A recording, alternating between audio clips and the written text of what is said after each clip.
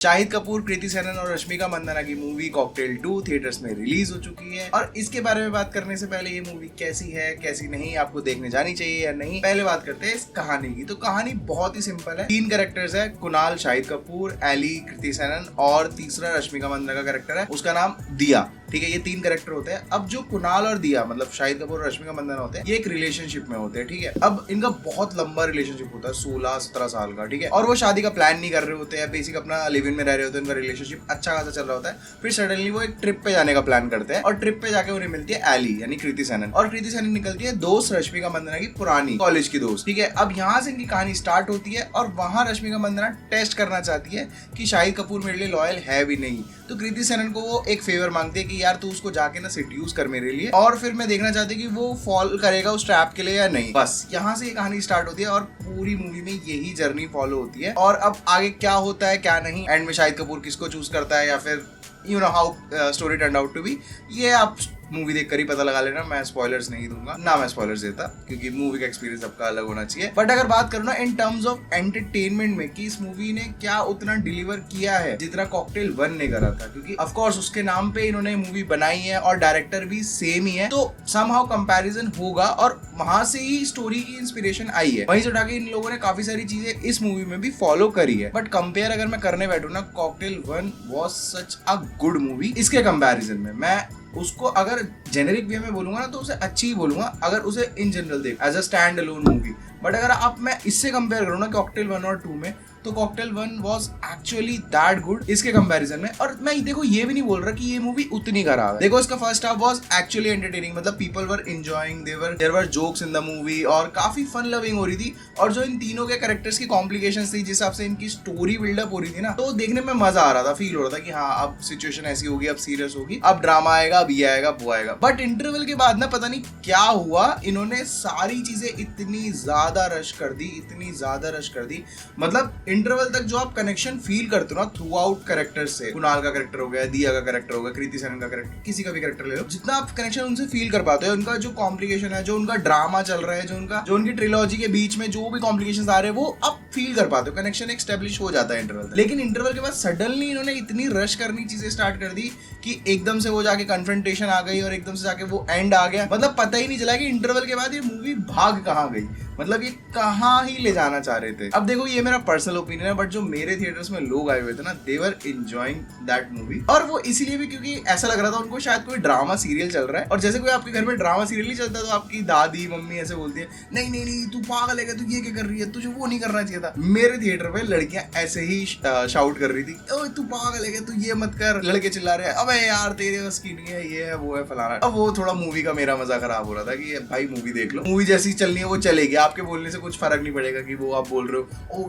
Fuck ये क्या कर दिया, ओ यार ये नहीं होना चाहिए। और फिर एंड, मतलब एंड में स्पॉइल नहीं करना चाहता, बट जैसे एंड में लोग तालियां बजा रहे थे, पता नहीं क्या ही, कुछ तो बहुत बड़ी अचीवमेंट हो गई कि वाह हैट्स ऑफ। और मूवी के एंड में ना आजकल की जनरेशन को एक मैसेज देने की कोशिश भी करी है, जो मतलब जो आपको फील ही नहीं होता है। मतलब मैं बता रहा हूँ ना कि एंडिंग इतनी ज्यादा रश कर दी है, इंटरवल के बाद पूरी मूवी इतनी ज्यादा रश कर दी है कि आपको वो चीज फील ही नहीं होगी कि कहाँ कहाँ क्या क्या चीजें होती चली गई। और एट द एंड जो मैसेज आया हुआ है, जो शायद हमें फील भी होना चाहिए था, वो हमें 0% फील हुआ है। बट अगर इस मूवी को मैं कॉकटेल 1 से कंपेयर करूँ ना, तो यार जो कॉकटेल 1 में वेरोनिका का कैरेक्टर था, जो दीपिका पादुकोण का कैरेक्टर था, मीरा का कैरेक्टर था, सैफ अली खान का कैरेक्टर था, उनसे आप बहुत ज्यादा रिलेट कर पाते हो, बहुत ज्यादा कनेक्ट कर पाते हो, क्योंकि उसकी ग्राउंड स्टोरी थी ना, उसको बहुत ज्यादा अच्छे से बिल्डअप किया गया था, तो आप उनसे कनेक्शन फील कर पाते हो। और स्पेशली वेरोनिका का कैरेक्टर जो दीपिका पादुकोण ने प्ले करा था, उसको काफी लड़कियों ने मतलब रिलेट करा था उससे, और उसी के कैरेक्टर से उठा के यहाँ पे एली का कैरेक्टर बनाया जो कृति सेनन ने प्ले करा है। बट इससे ना वो चीज फील नहीं होती, ऐसा लगता नहीं है कि वो चीज हो भी रही है उसके साथ या ऐसे ही चल रहा है बस,